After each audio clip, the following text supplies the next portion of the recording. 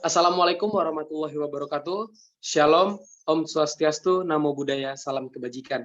Di sini kami dari kelompok 1 akan memaparkan materi kami mengenai struktur pasar. Di sini kami beranggotakan dengan 14 mahasiswa, yaitu Agustina Rengga Bella, Anasiska K2Lelu, dengan saya sendiri Bobi Hendra Pratama, Domitila Oktavia Soa, Imelda Somi, Imelda Rosanti Aik, Maria Damianti Ngena, Maria Frida Mamo, Fornia Anul, Victoria Keo, Yosef Mikael Patrix Glowi, Yohanes Fisker Talo. Baik, di sini dari teman-teman saya akan memaparkan materi. Dipersilakan untuk memaparkan materi. Baik, saya akan menjelaskan mengenai materi yang slide pertama, yaitu definisi dan pengertian. Yang pertama, pembentukan harga seimbang tergantung kepada apa yang terjadi dengan permintaan dan penawaran.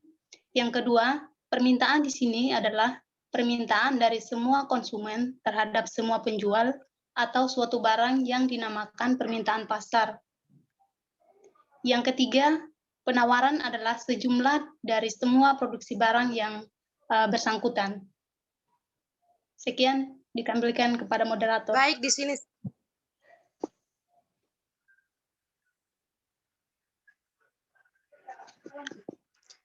di sini saya akan melanjutkan tentang bentuk-bentuk pasar.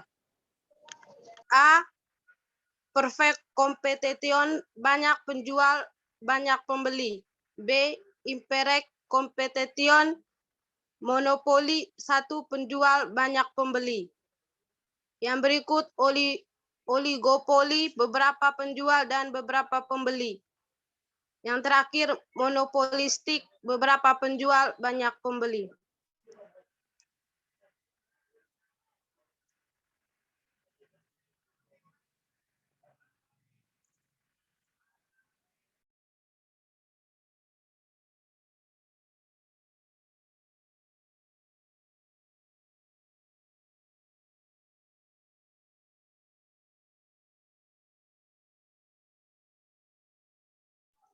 Saudara Indra.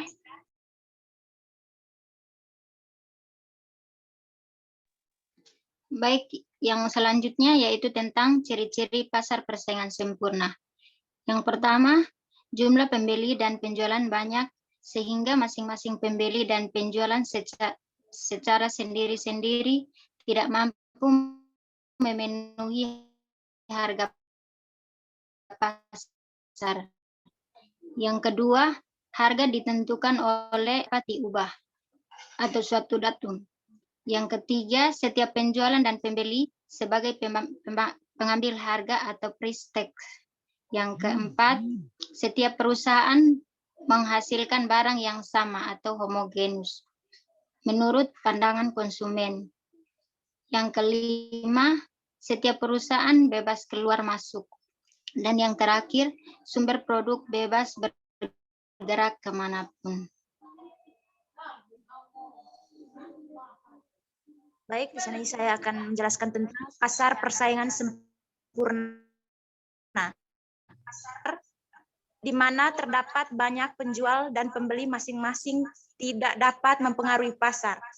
Yang kedua, pasar persaingan sempurna juga merupakan suatu pasar di mana jumlah penjual dan pembeli atau konsumen sangat banyak dan produk atau barang yang ditawarkan atau dijual sejenis atau serupa.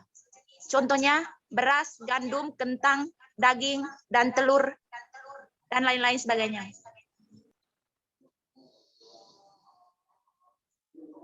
Selanjutnya saya akan menjelaskan tentang kekuatan pasar persaingan sempurna. 1. Merupakan bentuk pasar yang ideal. 2. Perusahaan berproduksi pada skala yang efisien dengan harga produk paling murah sehingga harga suatu produknya dihasilkan bersifat logis. 3. Persaingan antara produsen terjadi secara sehat karena produk yang diperjualbelikan bersifat homogen. 4. Output maksimal memberikan kemakmuran yang maksimal karena harga jualnya termurah, jumlah output paling banyak sehingga rasio output per penduduk maksimal. Masyarakat merasa nyaman dan tidak ditipu karena informasinya sempurna.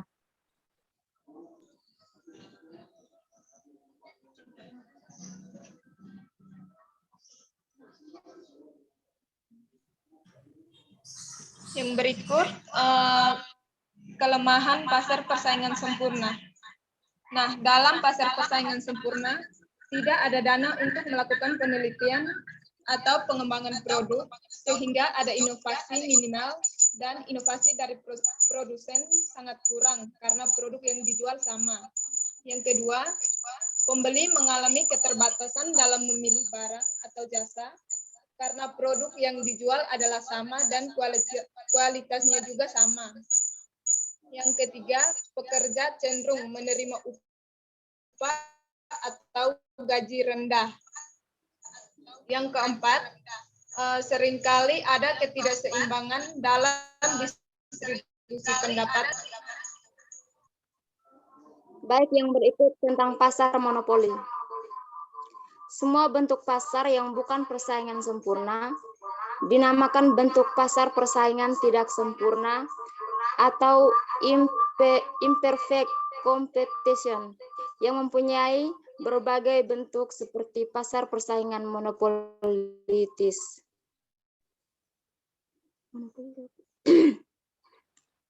Yang kedua, pasar monopoli adalah suatu bentuk pasar di mana hanya terdapat satu penjual saja atau penjual tunggal, bebas menentukan harga. Yang berikut, penjual sebagai penentu harga atau price setter dan pembeli sebagai price taker. Contohnya PLN, Pertamina, dan lain-lain. Yang berikutnya penyebab terjadinya monopoli. Pertama, adanya penguasaan suatu sumber daya inti atau modal tinggi. Yang kedua, adanya pengusahaan teknik produksi tertentu atau teknologi tinggi. Yang ketiga, adanya pengusaha hak paten untuk produk tertentu. Yang keempat, peraturan pemerintah atau undang-undang. Yang kelima, biaya produksi lebih efisien dibanding produsen yang lain atau monopoli ilmiah.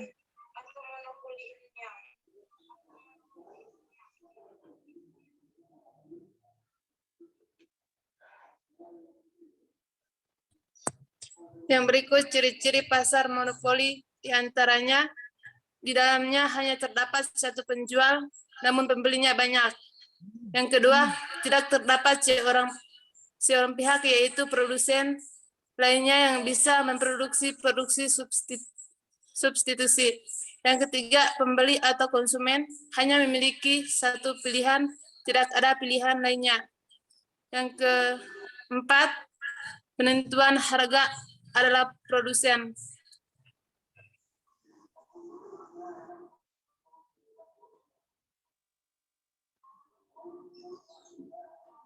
Yang berikut, pasar oligopoli. Yang pertama, pasar oligopoli merupakan salah satu bentuk pasar di mana dikuasai oleh beberapa penjual atau konsumen saja. Yang kedua,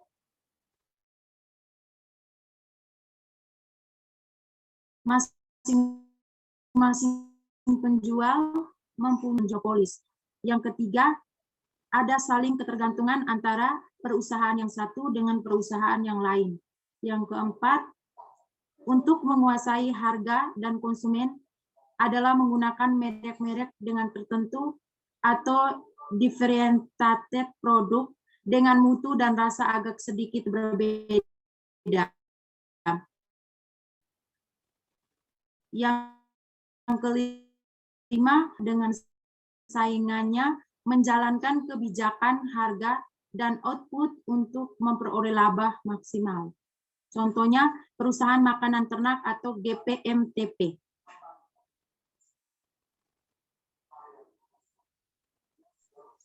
Baik, selanjutnya tentang ciri-ciri pasar oligopoli.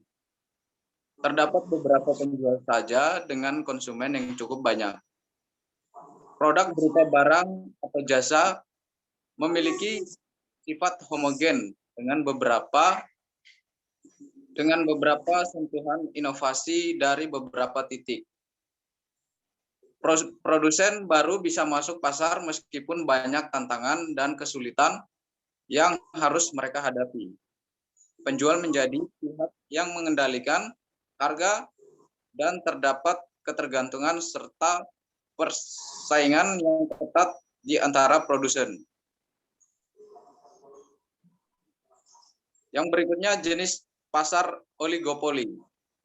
Yang pertama, oligopoli dengan kerjasama, yaitu apabila perusahaan yang ada di dalam industri bersepakat untuk melakukan kerjasama, misalnya dalam hal pertemuan harga maupun jumlah produksi. Yang kedua, oligopoli tanpa kerjasama, yaitu apabila perusahaan yang ada dalam industri tidak melakukan kesepakatan atau kerjasama. Next. Baik, saya akan melanjutkan, yaitu pasar persaingan monopolistik. Pasar persaingan monopolistik adalah pasar di mana banyak jenis barang yang berbeda diproduksi oleh banyak produsen yang berbeda. Unsur-unsur pasar persaingan monopolistik. Produsen beberapa, selanjutnya produk beraneka ragam, iklan sangat penting, hambatan untuk memasuki industri kecil. Contohnya, perusahaan makanan ringan, alat tulis, obat-obat, dan lain-lain.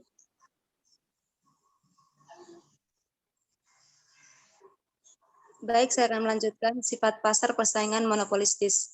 Yang pertama, jumlah pembeli dan penjual agar banyak, sehingga masing-masing perusahaan mempunyai pengaruh atas harga meskipun tidak besar. Yang kedua, barang-barang yang diperjualbelikan tidak homogen, bahkan untuk production walaupun mutunya sama. Yang ketiga, merek memegang peranan penting untuk memikat konsumen walaupun untuk tidak memperlakukan tambahan biaya. Yang terakhir, ciri-ciri pasar monopolistik. Yang pertama, terdapat diferensial produk. Yang kedua, keberadaan produsen dapat mempengaruhi harga pasar. Yang ketiga, produsen bisa keluar masuk pasar secara bebas. Yang keempat, aktivitas promosi diperlukan dalam penjualan. Yang kelima, produk yang diperjualbelikan bersifat heterogen. Yang keenam, terdapat persaingan ketat antara produsen atau penjual. Baik, terima kasih. Mungkin itu presentasi dari kelompok 1. Kurang lebihnya kami mohon maaf. Sekian dan terima kasih. Wassalamualaikum warahmatullahi wabarakatuh.